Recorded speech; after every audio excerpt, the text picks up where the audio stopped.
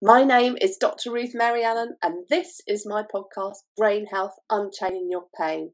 Our world has become a minefield for our children to get the best out of their brain and whole body health, which is why I founded the Wellbeing Warrior Academy to help them navigate this minefield effectively. Right now, if you go to www.wellbeingwarrioracademy.com and use the code podcast10, you can get 10% off all programs. That's www.wellbeingwarrioracademy.com and use the code podcast10 at checkout. Now, let's get back to this week's episode of Brain Health Unchaining Your Pain.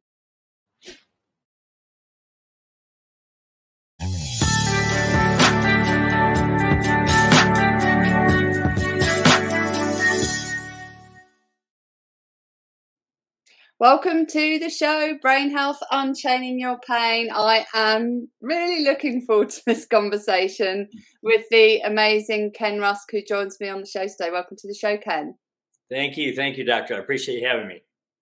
You're most welcome. And for those that don't know Ken, he is a blue-collar construction entrepreneur and best-selling author of the book Blue Collar Cash, which I'm loving reading. It's taken me right back to my construction days. He spent the last 30 years creating and building construction businesses. His mission is now to help inspiring entrepreneurs see their way to success. And I'm really enjoying reading your book because it's so practical, the advice that you give, and so relatable as well. I think that it's something that everybody can pick up and apply, and because it ties into something that we're all familiar with, which is building things. It's easy to see how we can apply that in life.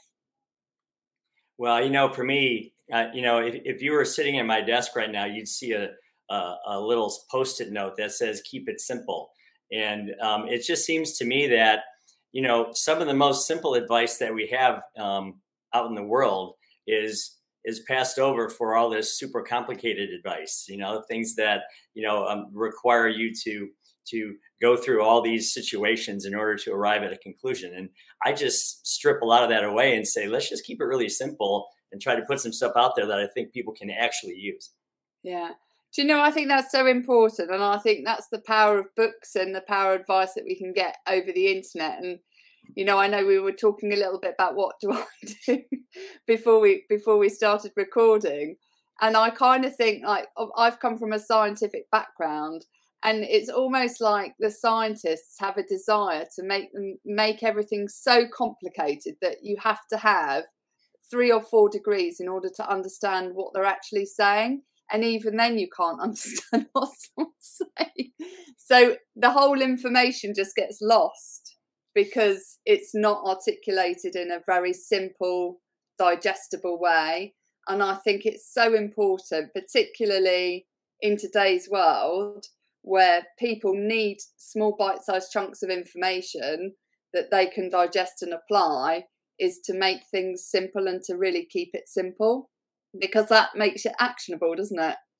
Well, yeah, it's interesting because I think one of the reasons that my book has been so successful, and I'm very grateful and I'm very blessed to have that happen. I didn't think this book would go 10 feet, much less the 10 miles that it's gone. But, when you think about comfort, peace, and freedom and life advice from a ditch digger, which is basically what I am, it's ironic. So people are like, well, why would I listen to a ditch digger? I mean, what on earth could he possibly have to tell me? And I think that's part of the success of it is it's not a person that has 15 letters after their name and all these degrees and whatnot. It's just a simple life work. And I think that's what makes it go, is the fact that it's a little bit ironic, like, what would I have to say? And so, that's what keeps it interesting, I guess. And I'd love to know, before we dive into your story that sits around the book and what you're doing now, what are you really passionate about in life right now? I've been very blessed, and even before this book, my world was pretty good. I worked very hard for a long time, and I built some companies, and And that's been really, really great. I think my passion right now is to cut the learning curve for others, because, you know, there's so many things that you bounce through and break through and struggle with. And, you know, you try to stay above water and you try to do all these things. And then you learn this stuff and you look back and go, wow, I wish I'd have known that back then. So for me, it's all about trying to get everyone to realize that almost any one of us can be an entrepreneur. Almost any one of us can be successful. We just have to start with the reason why. And I think that's the important thing. So many times we get caught up in living if-then lives, you know, like if I go to high school and if I get good grades and if I get a scholarship and if I get go into a college and if I get a degree and then if I get this great paying job, well, then I can start living my life. I think it's the opposite of that. I think we should all really look and focus on what's my then. Let's start with the then and then find one of the many ways to get there. And I think that's the difference, because what your brain sees, it attracts itself to. It's very powerful. And we start out with a clear vision of what we want our lives to look like. That's the whole purpose for even me writing this book, is to get people to understand you got to use that visual side of your brain a lot more. Otherwise, you know, life is going to happen to you instead of you happening to life, which is really the goal. I think that's so true, isn't it? And I think it's very easy when we kind of have our whole life ahead of us to not feel a need to create a vision, because you think, well, I can do that later. You know, it will come to me. But you have to take the time to do the work, don't you? To visualize what do I want my life to look like 5-10 years from now? Where do I want to be? Who do I want to be with? How do I want to show up? And it's quite hard for some people to do that, isn't it? Well, this is an interesting statistic. So Virginia Tech in the United States did a study, and they took 100 people and they put them in a room and they said, okay, raise your hand if you have crystal clear goals. Okay. And only about 20 of the people raised their hand. So the 80 left and there's 20 left. Okay. Of the 20 that are still here, how many of you write your goals down? Like, write them down. Only 4 people of the 20 admitted to actually writing their goals down. And then of that 4, how many of you have those goals posted up on your wall in crystal clear fashion so you see them every day? Only 1 person out of that 100 people did that. And so it's, first off, it's free to do this. It's fun to do this. You know, you don't need any training to do this. And yet so few people do it. And it's one of those things where I go back to keeping life simple. I mean, if I know what my perfect nirvana is, or what I call in my book, I call it comfort, peace, and freedom. It's like a triangle. If I know what that looks like, then I'm going to naturally attract myself to that through my actions, through my job choices, through the money I make. And as you see yourself completing that puzzle, as you see that starting to fill in, you become so much more powerful that if you need more, or you need to, you know, if you need to get more sophisticated, it just kind of happens to you because you've felt that success and you felt yourself growing. And it all started with, what do I want my life to look like? Right. And remember, we're not all going to chase 15 cars and mega yachts and McMansions and, you know, being rap stars or being professional sports people. But we all have this perfect idea of what our unique life could be, or what it should be, or what you want it to be. So why not draw that out and keep it in front of you so that you naturally attract yourself to it? Because again, what your brain sees, it tends to complete. Yeah, I really agree. And I can really relate to that in the, you know, just taking it right back to basics, is when my husband and I had this dream of ski touring across the Alps. So we kind of set that as our vision.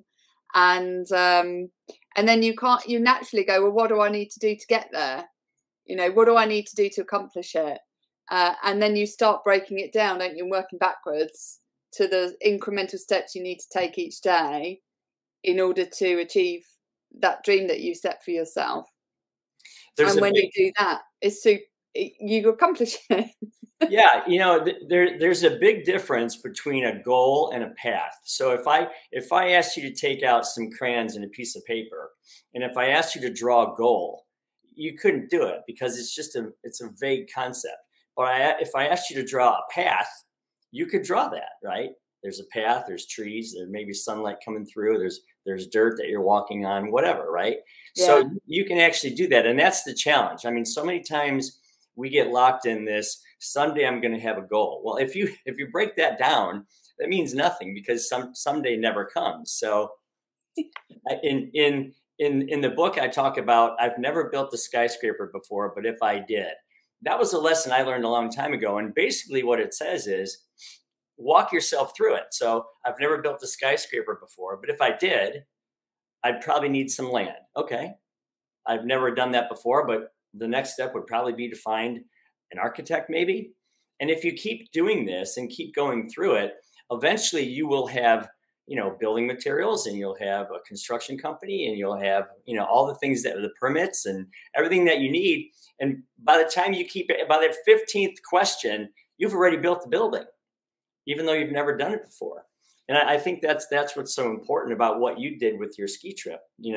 I'm starting with the end in mind, and I'm working my way back to now. Now, what are the incremental steps, or what's the path to get there? And that's where people fail, because their goals remain in a state of dreamland or wishville or hopeville. You know what I mean? They never get to the concrete steps it takes to get them done. And that's where people tend to stumble.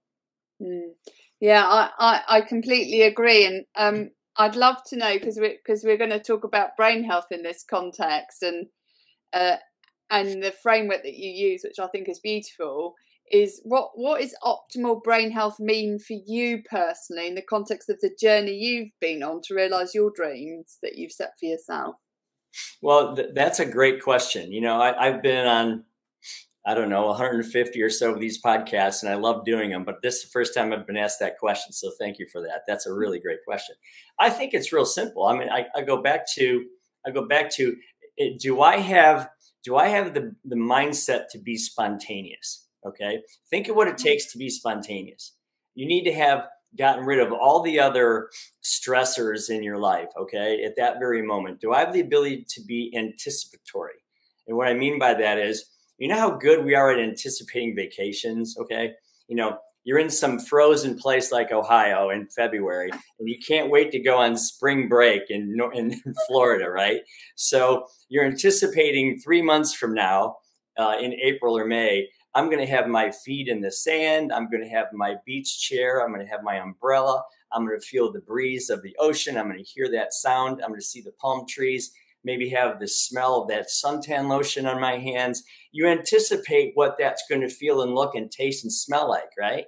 So if we're all so good at anticipating a break, a mental break, like a vacation, why can't we be good at anticipating all things in life? Things that are 1, 3, 5, 10, 15, 20 years from now, and just put those all on tracks to completion in a very clear way. So I think optimal brain health for me is just being anticipatory, having the ability to think in an anticipatory way, so that spontaneity and those ideas can just kind of show up.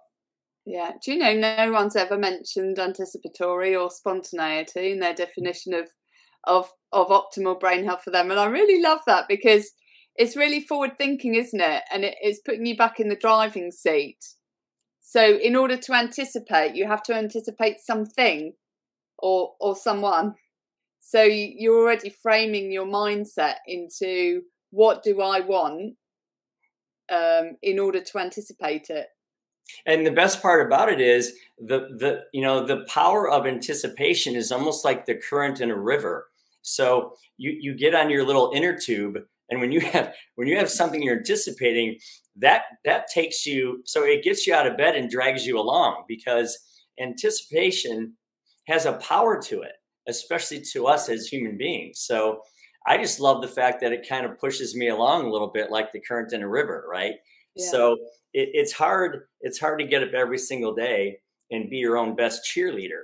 So that's why it's nice to have these things that, whether it's 1, 3, 5, 10, 15, 20 years, these things all drag you along, and they kind of give you some current in your life. And I just think that's a power that most people go untapped with. And I think they should really endeavor to get there, because it's just a easier, better way to live. Yeah. And I love your river analogy, because I used to be a kayak instructor, and you know, you see people who bob down the river, don't you? Yeah. Who aren't looking in the direction of travel that the current is going, and they're just a victim to the current. They're not taking control of it. Sure. Whereas when you're anticipating your next move in the current of life. And so you can choose to take a break, like you mentioned, and break out into an eddy, or you can choose to ride the waves, or you can choose to go fast or slow, whatever. But that's within your control. And I think a lot of people in life bob along, don't they? And they're a victim to the current that they're in, rather than leveraging the power of the current to help them get where they want to go.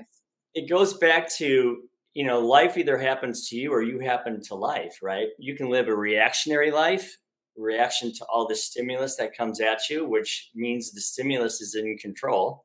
Or you can live a proactionary life, which is you're in control of the stimulus, right?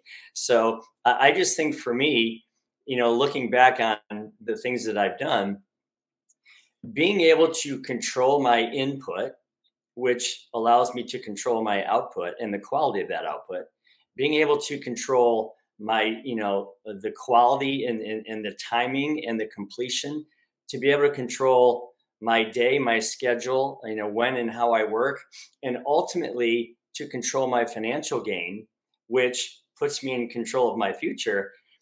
You've heard me use the word control now about 9 times.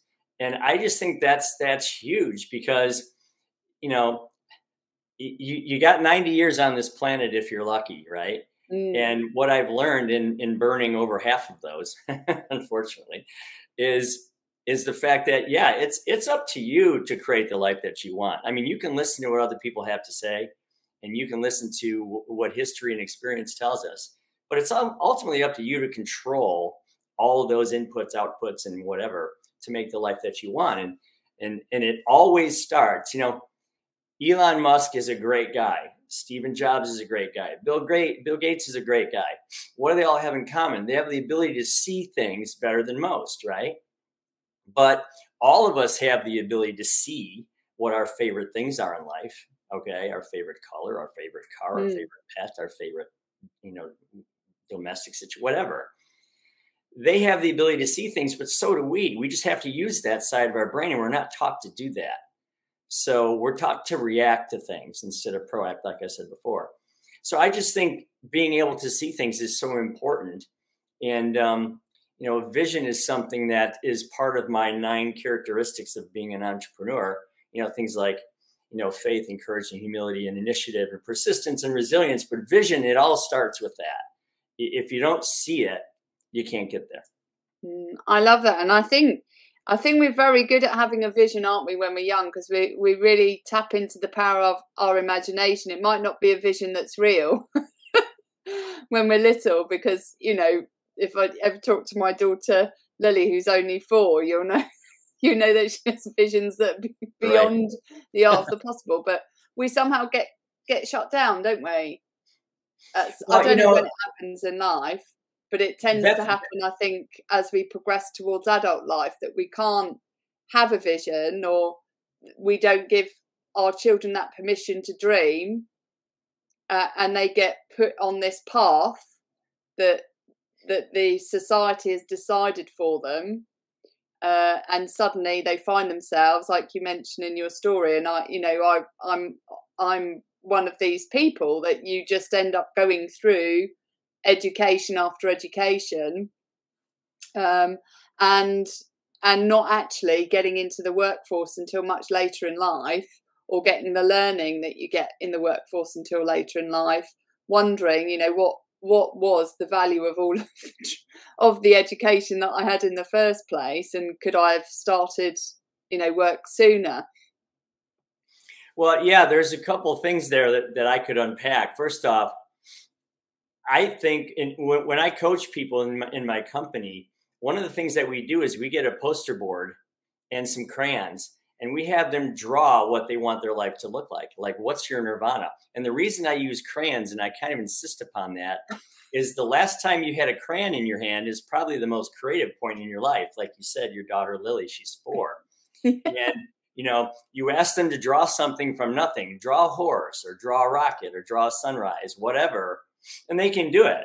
So I have these adults using crayons to draw, what would my favorite house look like? What would my favorite transportation look like? What would my charity moment look like if I had $100, giving away my time, treasure, and talents? What would that look like? What would be my my health moment? What would be my sport? What would be my vacation? So, would I want a pet? Would I want a dog or a cat, and what color, and what would you name it, right? So when you get real specific like that, you end up painting this picture just like you would when you were 4. And Yeah. you fall back in love with being the creative side, the visionary side of your mind. And I just think it's very, very important to do that.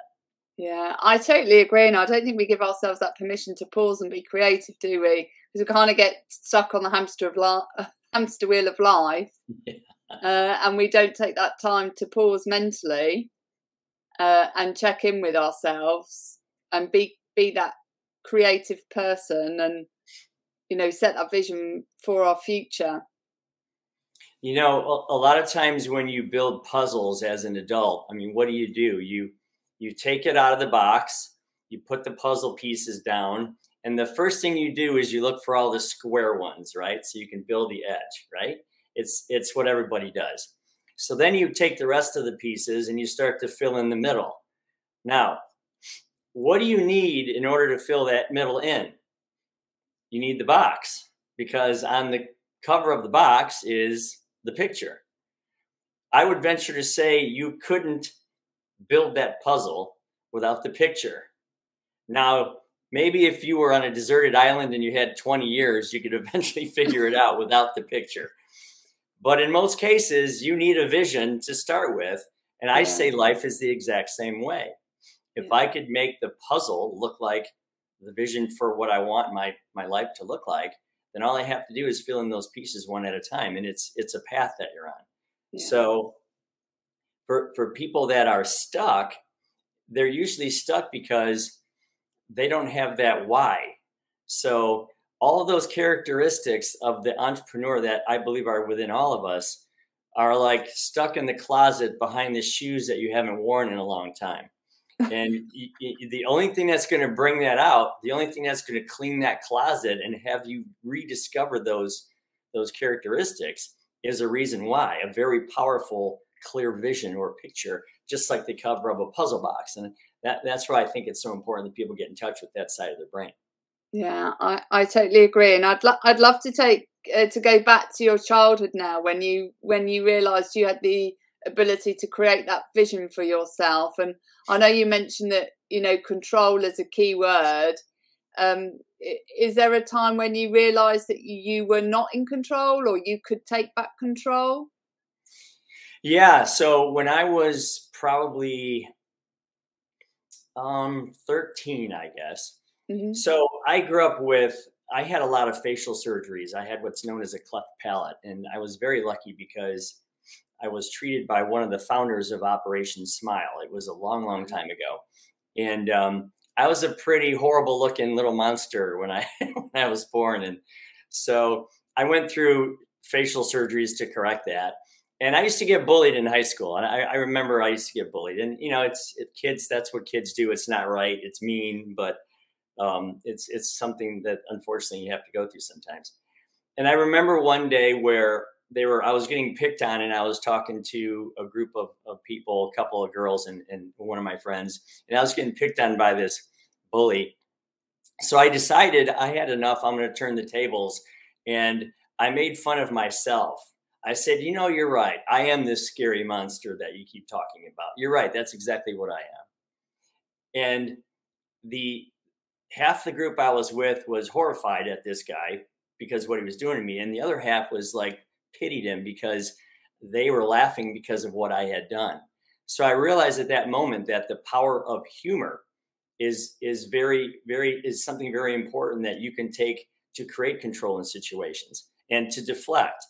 And so yeah, for me that was one time that I knew, wow, if I can get ahead of this instead of being at the at the reaction or the reactionary side, that would be very beneficial. And from that moment on, I just kind of used humor to get me through a lot of different things. Mm. And you know, I love that, and humor is one of my core values because I think you need it in life, don't you, to navigate difficult times. And I love the fact that you were able to use it and to know that you were back in control of the situation by leveraging that attribute.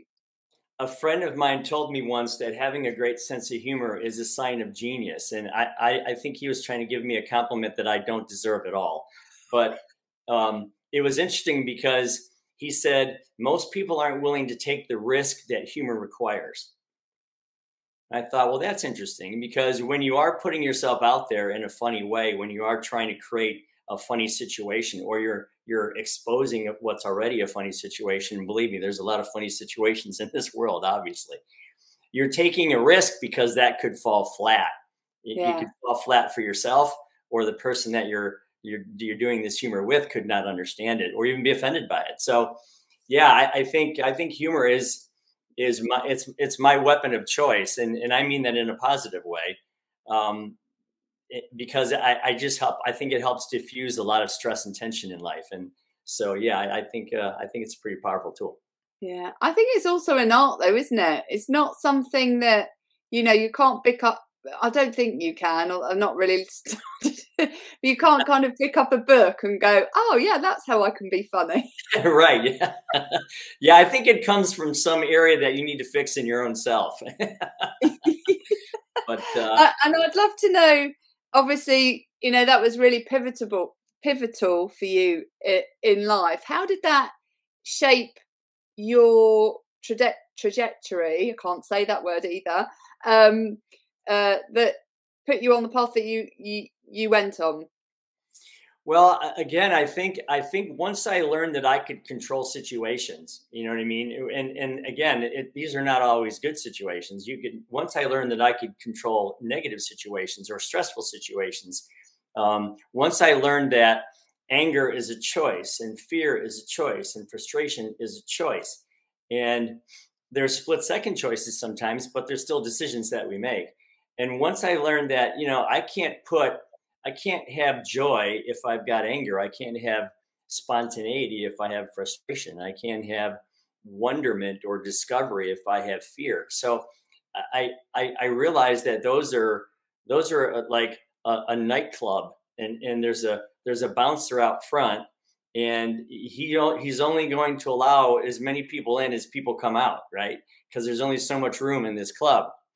And I even wrote about this in my book about how I think emotions are choices. And I think that you have to be careful because one takes the place of another. But once you realize that you can decide on joy versus, you know, anger, fear, frustration, that puts you in a whole nother world. Because now you're like, oh, okay, so I can control my emotions. I thought my emotions just happened to me. And I think that's a very important point, because I could have chosen to cower in life and hide behind my affliction, if you will, or I could choose to say, you know, the heck with it. I'm going to go out there and get forward and get ahead of this and you know, control the outcome of things. And I think that started my whole career, actually. I love that. And you know, the point about emotions is so important, because we do have a choice. We always have a choice. And yes, other people may incite us to feel a certain way, but we can ultimately choose how we want to react in a situation. And I think also emotions, you know, psychologically, they're a sign that telling us to move towards or away from something. And so we have a choice to take action with that emotion and use it to help us, because anger can be a good emotion because it can incite us to take positive action, which I'd love to talk about in a little bit, but it can incite us to take positive action that's going to help us or help others, or we can use it against ourselves. So it's understanding how you can leverage the power of your emotion to help you. And often we don't think about that, is how can we use the emotion that we're experiencing in a helpful way rather than a harmful way. And when we use it to help us, we are dissipating it. So we might choose to just ignore it, which is helpful if it's what Mum might call a negative emotion, and just let it dissipate. But we ultimately have that choice, don't we? Yeah, and I think you make ride that wave. I think you make an important point there, because not only are these emotions a choice, but once you decide to put, again, joy into your head and take out frustration or fear or anger, then you can actually focus on how powerful joy can be. So it's not just replacing one emotion for the other. It's beyond that. It's now putting, the horsepower of that to work for you, so that you can say, man, I'm really loving being spontaneous in this moment right now. Okay. I'm really loving being anticipatory in this moment right now. It just feels really good. And I have all these positive, cool emotions coming up now because of the way I'm choosing to think. So I'm going to ride that wave. Okay. I'm going to use the power of those emotions to help me stay there and to create great things. And versus the opposite of that, because, you can also get stuck in living in a place that's dark, and until you realize that that's powerful too. And until you realize that those are choices, it's a tough way to live. Mm. And I agree. And I think also as to how you frame that emotion, because we have emotions, if you think about going on a stage, some people are super anxious and some people are excited, but actually the heart races in the same way for anxiousness and excitement. But the chosen outcome, or how you choose to respond to that emotion, can be very different. One, you want to get away from the anxiety, you don't want to go on stage. And the other, you're leveraging that heart racing to get you out there. And I think we have a choice to frame the feelings that we experience physically inside of us into an emotion that's going to help us, if that makes sense, to move us forward as well. You just said, that the power of our thoughts. We can choose to label the feelings that we're having with the name for the emotion, and that can completely change our trajectory. That's a great point, because even in sport as calm as golf, which I'm addicted to. Okay. I wish you could put a heart monitor on the golfers as they're nearing the 18th hole and they have to hit it over water to win a tournament. You know what I mean? Because you're right. There's a fight or flight kind of reaction where your heart rate increases and your muscles constrict and all the blood goes to your center and you're trying to breathe and everything else. But, those guys are good because instead of running away from that, and going and hiding in the crowd because it's stressful, they take that and say, okay, I'm going to turn this into a hyper focus scenario and then take that calm and hit that ball onto the green. So I've faced that all the time. I mean, you're going to have a good score, or you want to beat up on one of your friends or whatever, you get that coming down hole 16, 17, 18. And the way to control that is through realizing that that's a choice and corralling that to your positivity versus the negative side. So there's a lot of places in life that happens to us. We just have to learn that even though we feel like, it's an automatic response, fight or flight, it's still something that we can control and turn into a positive. I'd love to dive into the part of your story you mentioned in the book where you really had to control your emotions from a family perspective, associated with the experience that you found yourself in with your daughter. Would you be willing to share that story? Yeah. So when my daughter was 12, she came to us and said that she couldn't really see well out of her eye. And that was tough because, you go from, well, it's probably nothing to, well, it's only something small to, well, it's something we need to treat. And the more you learn, the worse the news becomes. And then you realize that she's got cancer, and it's devastating because, you would give your own life in trade in a heartbeat. You know what I'm saying? And it's something that, I'm good at fixing things. I run companies and I'm good at controlling things, but this is not something that I could fix or control, which was maddening. And so, yeah, you go through this kind of like, why is this happening? Why her? Why not me? Why couldn't I again trade places with her, whatever? And so from that, you have a lot of time to think. I mean, we spent several years, worrying about that. And I mean, she's fine now, but it was a scary 5 years. And, you're in and out of hospital rooms and waiting rooms and, the clinical side of things. And you begin to think about, okay, well, what's kind of important in life here? Like, if I could teach her something right now, what would I teach her? So the words comfort, peace, and freedom just kept showing up in my mind. I couldn't get rid of them. I don't know why those three. I don't know why it wasn't one or four, but it was those three. And they kept showing up in like a triangle form, like as if one was interdependent upon the other. Mm-hmm. And so I started writing a letter to her about what I thought was important and what I thought we should all be chasing in life. If we're going to chase something, what should we do? And that turned into a lot of words, that letter. And then my wife was at the same time thinking, what you've got here is something that you should share with others. I mean, get it beyond the four walls of your company and your coaching and everything that you do about outlook in life and vision. Maybe you should write a book. And so I took that experience and turned it into an opportunity to share what I could with the rest of the world. And Nicole is one of the bravest people that I know. And the way she came through it, the way she chose to come through, losing half of her sight and going through that process and battling that disease it's something I wouldn't wish upon anybody. And yet to watch her do it and the positivity that she had and the not feeling sorry for herself that she had was nothing short of miraculous. And it helped craft what I eventually did with writing the book. I love that.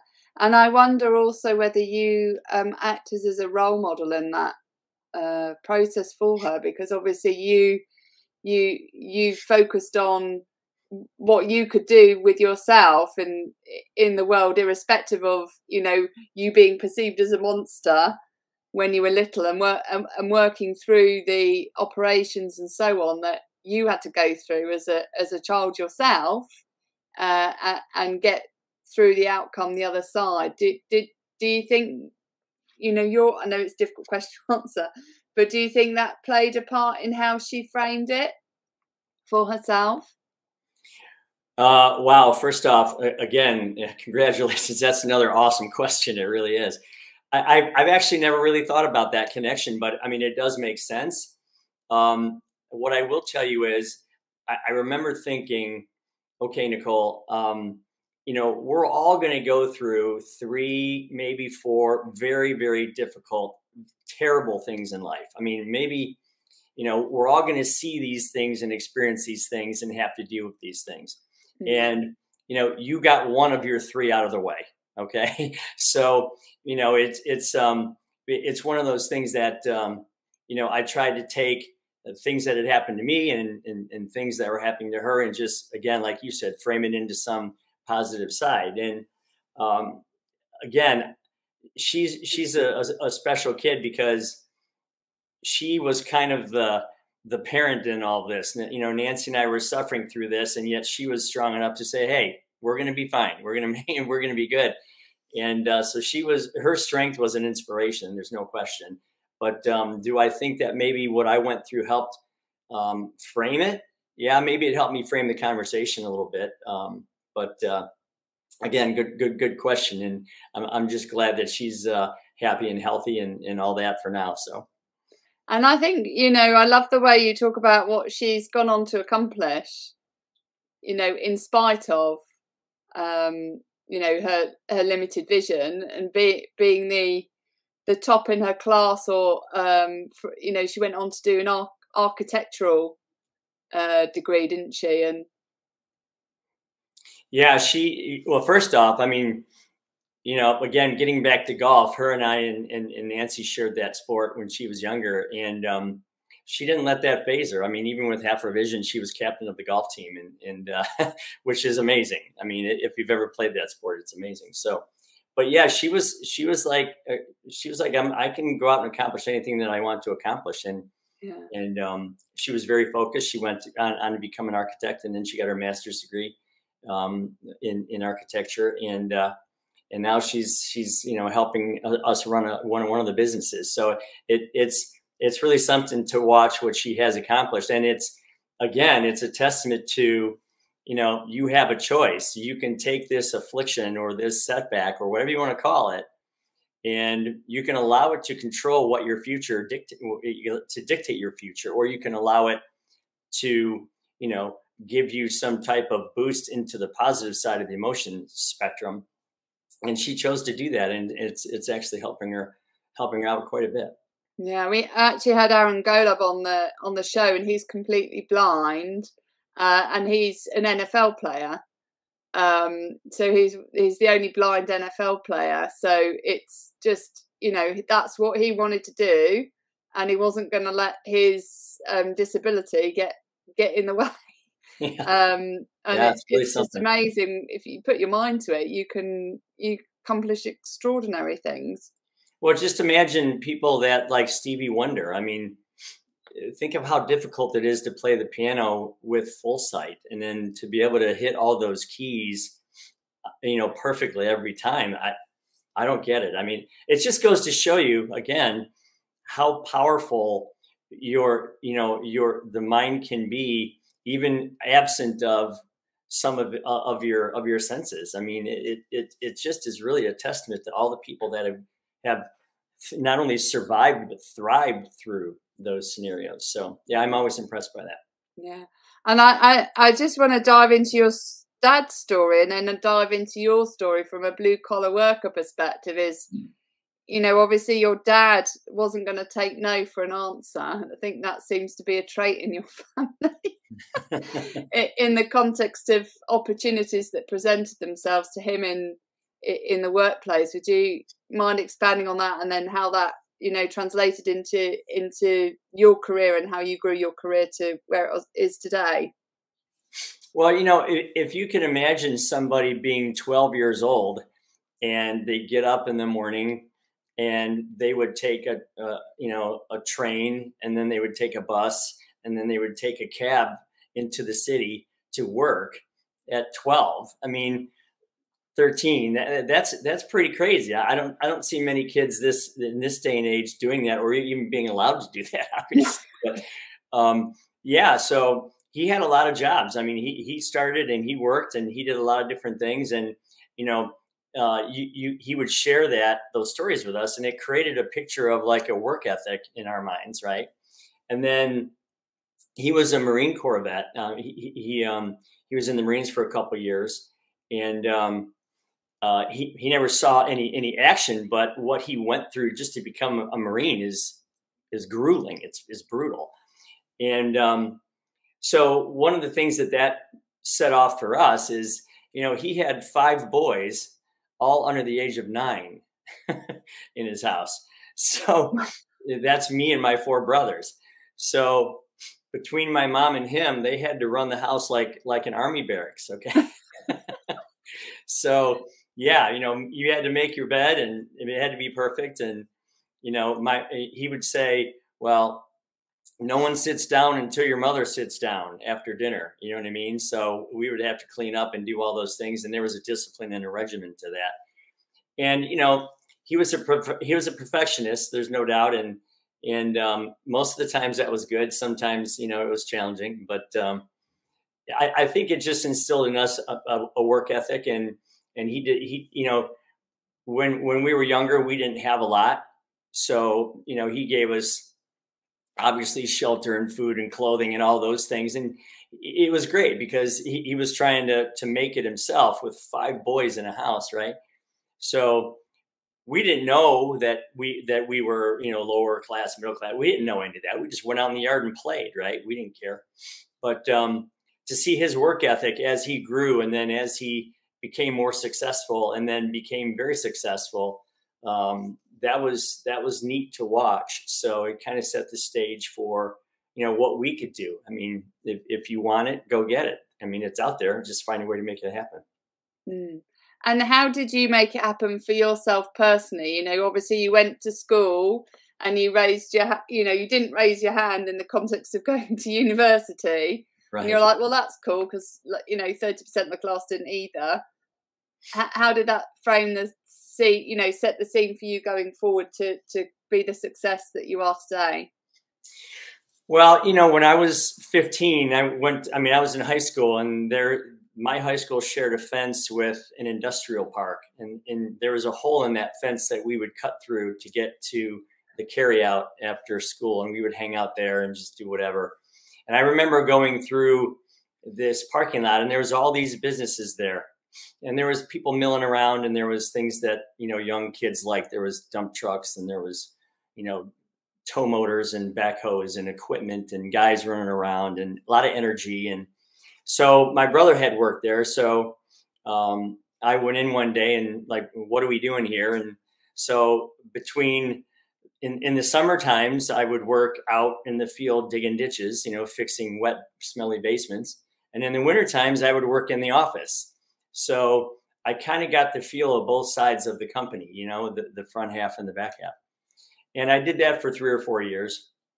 And then it came time for me to make a decision. Do I go to college or what do I do? And I wasn't planning on going, but it was one of those things where it's like people started saying you had to go or else you'd never make it or whatever. And so I had this opportunity to go open companies. Our company was growing so big that we were sending people 2-3 hours in every direction, and we couldn't do that anymore. So we were going to open these franchise offices. So I got the chance to go do that. So at 18, I would travel around the Midwest and open these companies for people and start them from scratch and then get them running and then move on to the next one. And so I got to learn how to build a company on somebody else's dime. So that was kind of my college, if you will. And I did that for 3 or 4 years.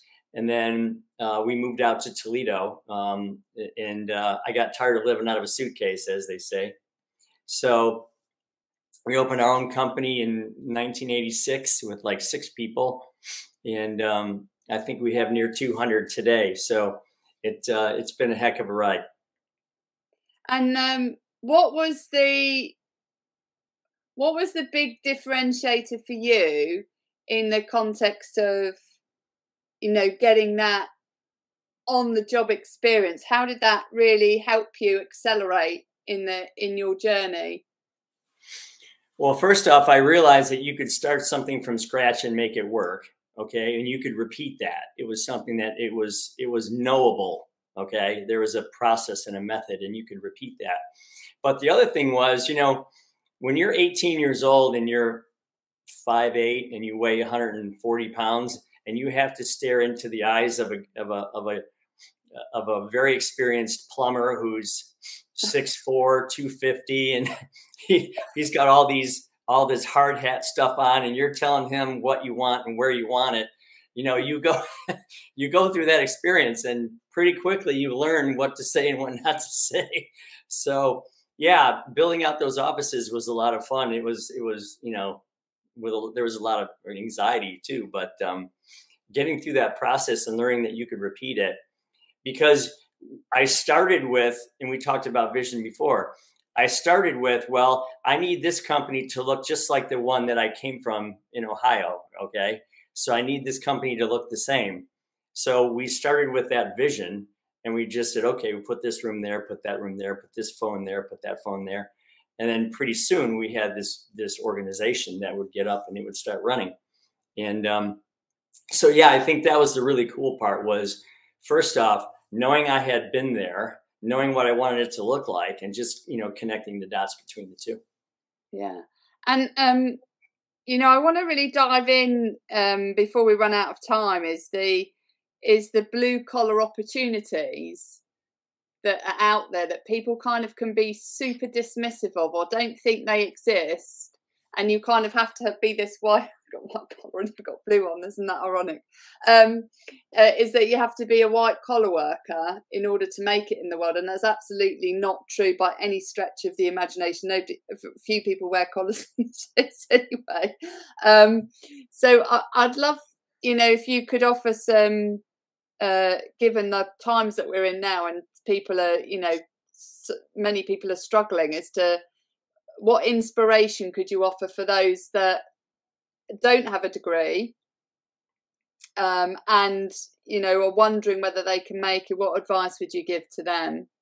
Well, first off, let's let supply and demand work for us. Okay, where supply is low and demand is high, that's where the money goes every time. So don't fight supply and demand. Let's just start with that. But how did we get to this supply and demand problem that we have today? Well, it's real simple. So in high school, back in the 80s, they had something called shop class. And in shop class, you could walk down the hallway and watch a guy changing a transmission on an old car, or see some gal doing someone's hair, or someone cooking something, or welding something, or fixing something, or building something, or wiring something. And you could see that, and you could almost accidentally discover how cool it was to be in the trades. Well, they took all those shop classes out of high school, and they replaced those rooms with computers. Now, that's fine. We needed to learn computers, but why was it at the expense of the other? Why couldn't we have had both, right? So you have that situation where millions of kids now aren't even thinking about the trades because they weren't exposed to them.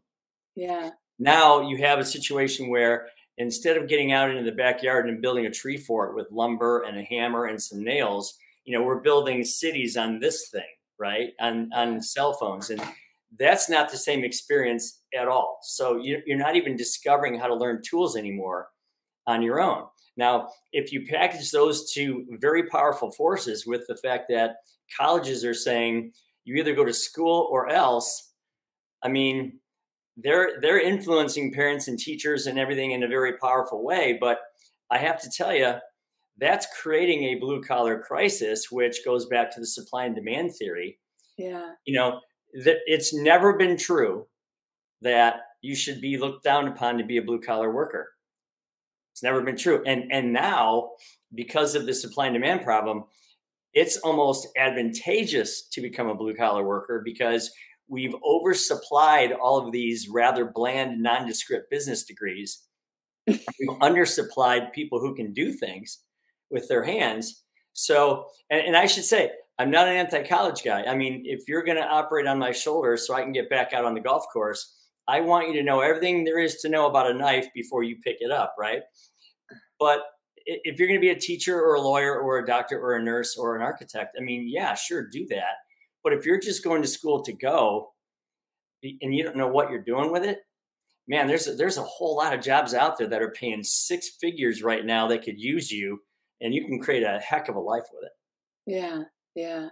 I agree. And I think, having worked in the construction industry, in the oil and gas sector, and also in the defence sector, building buildings, there's a certain mindset in the workforce that work on construction sites that's all about getting things done, and just doing, that early morning rise, the plan of the day meetings, the being resilient in the context of the weathers that you have to endure, mm-hmm.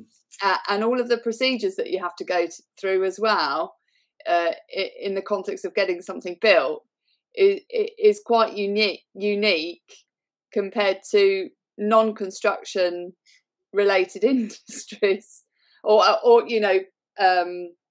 trade industries. There's a lot of things that you have to consider in order to put your trade into practice and be successful at it and be safe at it.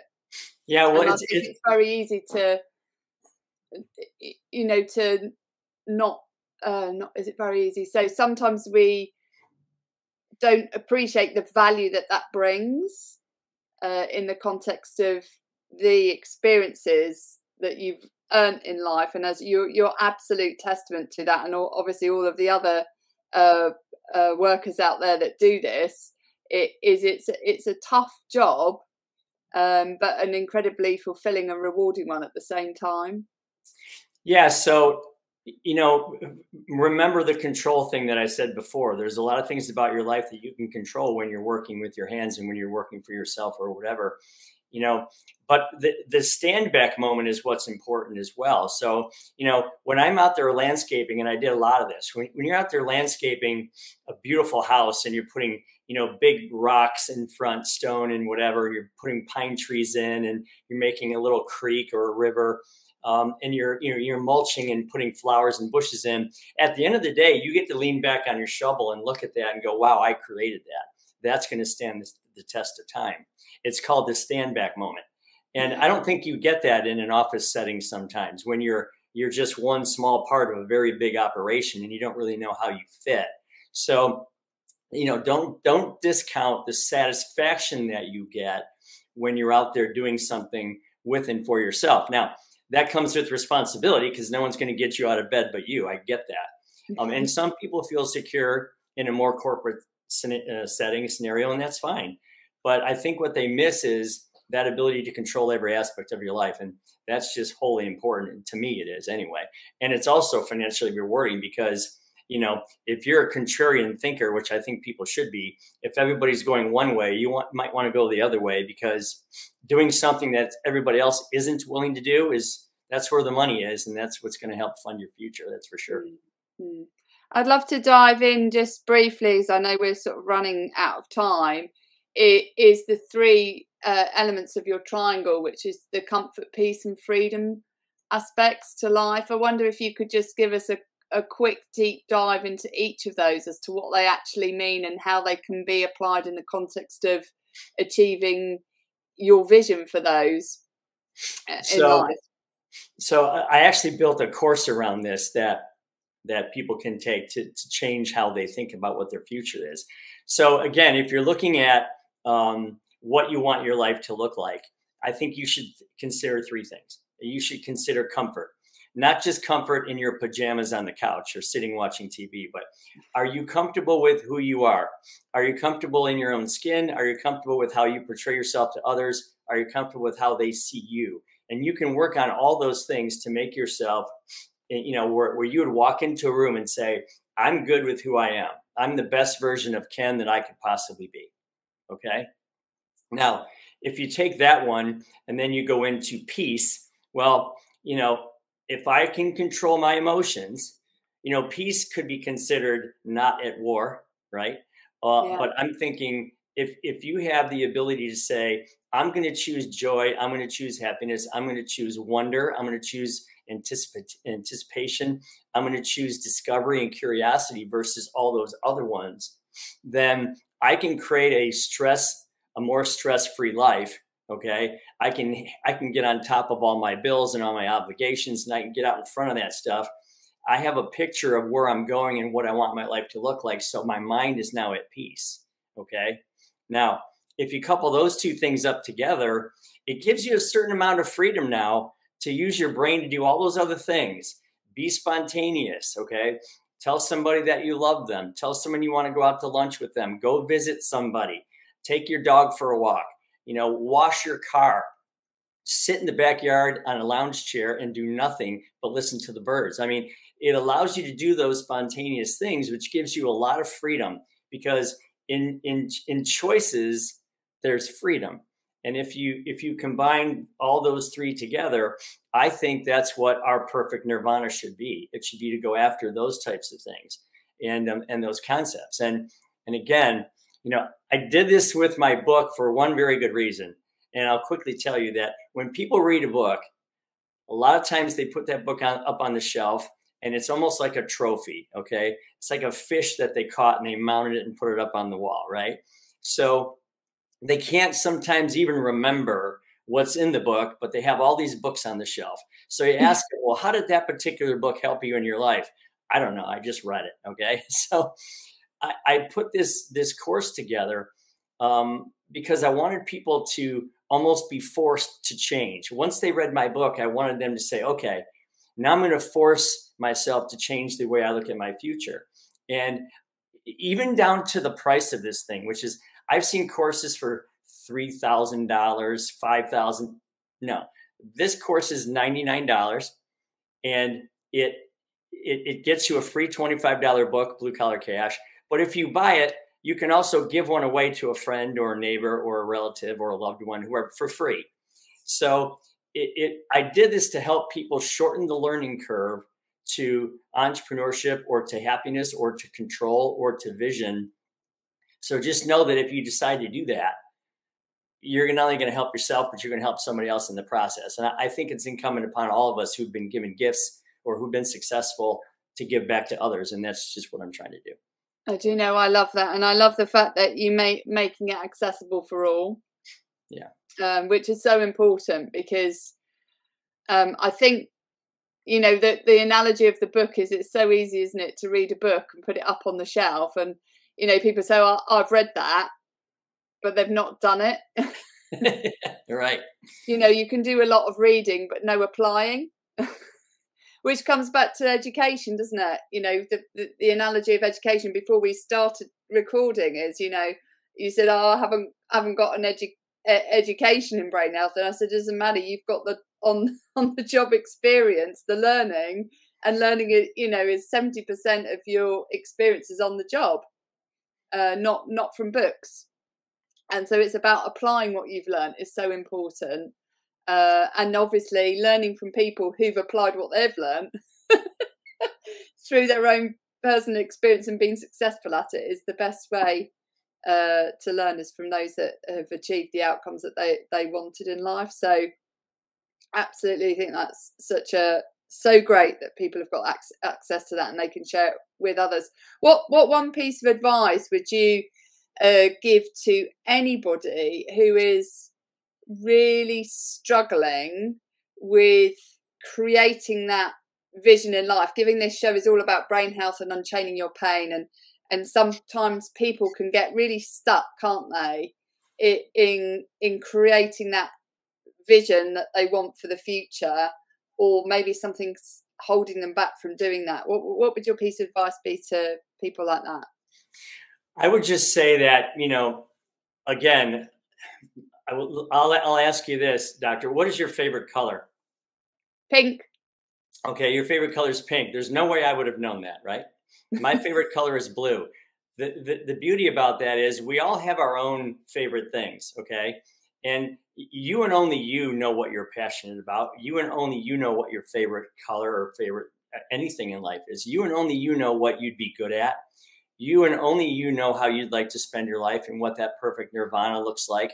And you and only you know what that puzzle box cover could be. So forget about what other people are telling you, and forgetting about what society is expecting you to do, and forgetting about going down well-worn paths that everyone else is because they tell you have to. Sit down, get in a quiet space, ease your mind, and just start figuring out what you want your life to look like, because that is the most important driver you're ever going to have in your life, is your vision of what you could be. And I think that's what's important. And it's easy to do. It's free to do. And, you know, we all have the power within us to do that. So, you know, go find that place, focus on you, be selfish. And I don't mean at the detriment of others, but focus on self, meaning you. And then go pick out what you would want your life to look like, and then make it happen one step at a time. Yeah, I love that. I love that. Ken, it's been an absolute pleasure having you on my show. How can people get hold of you and learn more and buy your course, which is, like you said, only $99, and it includes the book as well, which is amazing? Yeah, if you go to kenrusk.com, you'll see where you can get the course and the book, and you can also donate one to somebody else. And yeah, you just go right to kenrusk.com and you'll see the page there to get the course, and you'll learn more about what we're up to at the same time. Because again, my whole mission in life now is to shorten the learning curve for people to gain happiness, or to gain confidence, or to gain entrepreneurship, or whatever it is. And that's just one quick way to start. Yeah, Ken, thank you so much for coming on the show. I've really enjoyed the topic of conversation. My cheeks are hurting from smiling and reliving some of my experience from the past. And if there's anything I can do to support you or those that you are supporting, I'd love to connect after this and and see how we can work together. So thank you for coming on the show. It's been a real pleasure. Yeah, thanks for having me. It's been great. You're most welcome.